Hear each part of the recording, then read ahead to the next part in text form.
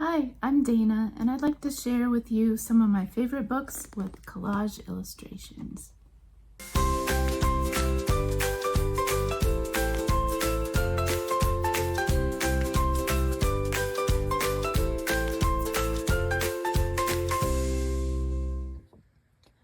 One of the first picture books I remember reading as a child is The Very Hungry Caterpillar by Eric Carle.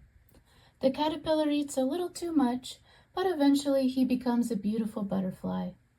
Eric Carle painted papers and tissue paper, then cut out shapes to create his beautiful collage illustrations. Another favorite artist is Ezra Jack Keats. In his book Pet Show, Archie wants to enter the show, but he can't find his pet cat. But he comes up with a creative solution. Keats painted his backgrounds and included elements like crumpled newspaper or cloth to add dimension and character. Leo Leone wrote Inch by Inch.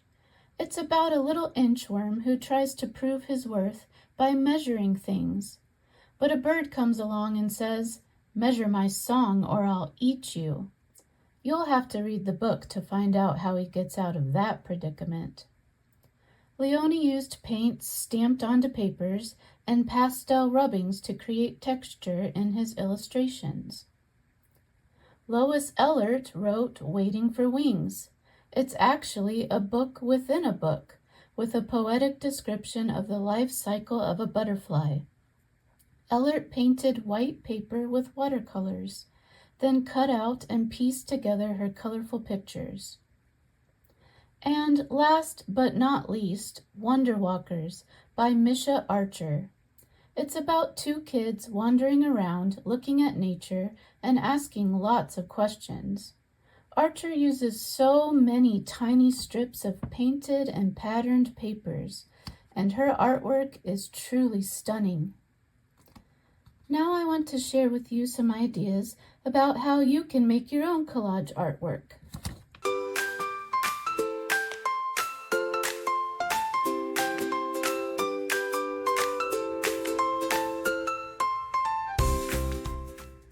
These are some of the collages that my kids made, and we mostly used a lot of painted papers, some of them that were left over from my children's book illustrations.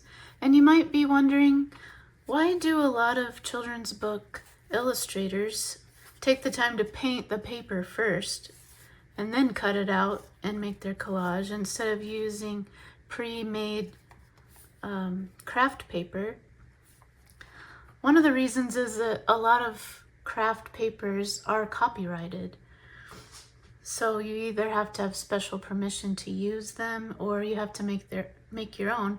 But the main reason is it's fun. It's creative to just paint and then cut them out and see what it looks like. And actually my kids helped me paint some of these papers that I used in my book. There's so many other things that you could use as well, like note cards. You can use pre-made craft papers, even tissue boxes or cereal boxes. Cut out pieces of that and glue those onto your artwork. You can do rubbings of different items around the house and then cut those out into different designs. You can also do stamping. I just used an old eraser and carved into it and used that to stamp on this flower pattern onto this paper. You can use a sponge with paint, making different patterns and designs. You can even empty out your hole punch. All kinds of colorful little circles there that you can use. You can use old pieces of music or old books.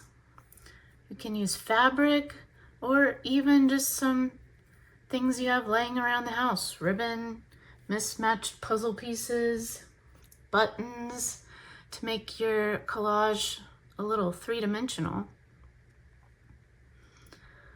I hope you enjoy some of these ideas, and I hope that you can take some time and try to make your own collage today.